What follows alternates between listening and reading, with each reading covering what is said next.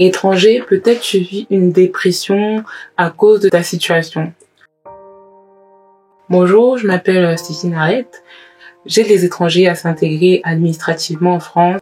Plus que la partie juridique, j'aide les personnes à comprendre comment leur intérieur et leur manière de penser peut avoir un impact sur leur extérieur. Si tu as soif d'un changement à tous les niveaux de ta vie, tu es au bon endroit. On ne parle pas souvent de la dépression chez les étrangers en France en général. Quand je parle ici d'étrangers, je ne parle pas forcément de personnes qui n'ont pas de titre de séjour ou qui sont sans papier. Je parle aussi des personnes qui ont des papiers ou qui ont un titre de séjour. Alors, dans cette vidéo, nous verrons comment la dépression touche de plus en plus d'étrangers et comment faire pour véritablement s'en sortir. Selon Larousse, la dépression est un état pathologique marqué par une tristesse avec douleur morale. C'est une perte de l'estime de soi, un ralentissement psychomoteur. Selon Dorothée Callen, dans le journal Le Monde, 350 millions de personnes souffrent de dépression. Plus d'une personne sur 5 traverse au cours de sa vie au moins un épisode dépressif. D'ailleurs, selon l'Organisation mondiale de la santé, l'OMS, en 2020, la dépression est le second trouble le plus répandu après les maladies cardiovasculaires. En effet, une dépression dure en moyenne de 4 à 6 mois.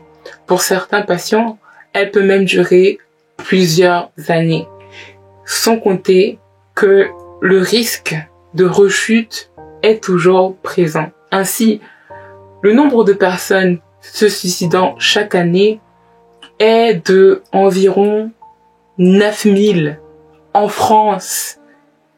En fait, le suicide fait plus de victimes que la circulation routière, la drogue et la criminalité réunies. C'est énorme. Je sais pas si vous vous rendez compte, c'est énorme. Et les antidépresseurs ne sont pas efficaces pour tout le monde à 50% des cas. C'est-à-dire que sur une personne sur deux, une personne qui prend des antidépresseurs, ce n'est pas efficace. Mais d'où vient la dépression chez les étrangers? Je me suis posé cette question, mais d'où est-ce que ça vient? Rappelons que la dépression vient d'une tristesse avec une douleur morale. La dépression est un mal intérieur, c'est un mal spirituel, c'est quelque chose que l'on ne voit pas. Cette tristesse chez l'étranger peut être le résultat d'un changement et l'est souvent le résultat d'un changement brutal. Par exemple, dans mon pays, j'avais mes habitudes, j'avais ma routine, j'avais mes parents, j'avais ma famille, j'avais un mode de vie agréable. En arrivant en France, toutes ces habitudes sont chamboulées. Le mode de vie change. Il faut prendre le métro avec mon accent. Parfois, c'est source de conflit. Ça a été pour moi. Je dois me faire comprendre. Et parfois, ce n'est pas facile. C'est comme si tout ce que j'avais bâti s'effondre sur un château de sable. Et je dois tout reconstruire.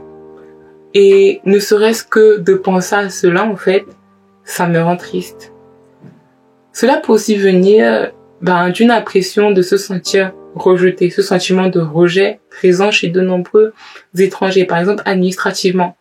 Certains papiers ne permettent pas d'accéder à certaines choses. Prenons le cas du titre de séjour étudiant. Il ne permet pas de travailler à 100% en fait, comme je veux, librement dans le domaine que je... Non, c'est pas possible.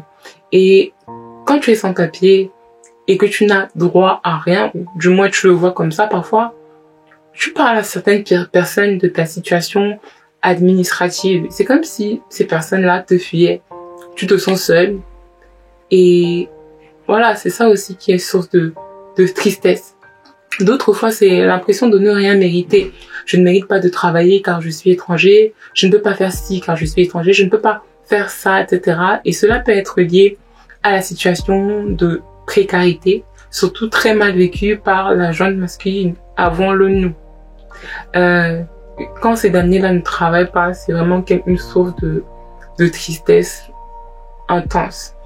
Bref, il existe divers motifs de dépression chez une personne. Il existe divers motifs de dépression chez une personne de nationalité étrangère. Mais regardez que l'essence de ces motifs, elle est au fait de ne pas avoir ou de ne pas posséder quelque chose. Je suis triste car je n'ai pas de papiers, je n'ai pas de travail, je n'ai pas de stabilité, socialement je ne suis pas reconnue, je n'ai pas ma place, en gros je suis en moins que rien. Ou par exemple, je n'ai pas acheté ma maison, je ne peux pas acheter ma maison, je ne peux pas accéder à un loyer ou payer un loyer normalement, je ne peux pas voyager comme je veux, j'ai un diplôme dans mon pays d'origine, mais je suis obligée de prendre un job en dessous de mon diplôme. Je suis triste car je n'ai pas trouvé un mari pour les femmes, une femme pour une épouse, pour un monsieur, ou j'approche la quarantaine, mais je n'ai pas d'enfant, je déprime, la société me dit que je n'ai pas ci, que je n'ai pas ça. Donc de ce fait, je ne vois rien. Du coup, cela entraîne une dévalorisation personnelle. Regardons à quel point ce que nous n'avons pas à l'extérieur est en train de pourrir notre intérieur, au point que nous souffrons de tristesse chronique. On se valorise désormais à travers ce qu'on a et pas ce que nous sommes. Et c'est là où je veux en venir. L'étranger en France est plus en proie à la dépression car il se focalise plus sur les choses extérieures que sur lui-même en tant que personne, être humain. Bien sûr, il faut que la vie avance, il faut travailler, se régulariser, avoir un bon salaire, subvenir aux besoins de sa famille ici comme à l'étranger. Mais si tu te définis par rapport à ce que tu as, je trouve cela tellement dévalorisant en fait. Par exemple, parfois on est prêt à s'inventer des vies pour avoir des papiers, enceinte, je ne sais pas qui, frauder, je ne sais où, mentir, extorquer, détruire la vie d'une femme, mettre un enfant sur terre qui n'a rien demandé, qui n'aura même pas peut-être de l'amour pour pouvoir subvenir ou arriver à ses fins. Où est la morale? Où sont les valeurs? La dépression, selon moi, est donc liée au fait que les personnes, l'étranger se focalisent trop sur ce qu'il a plutôt que sur ce qu'il est. T'es-tu déjà demandé si tu étais une bonne personne? Si tu faisais du bien autour de toi?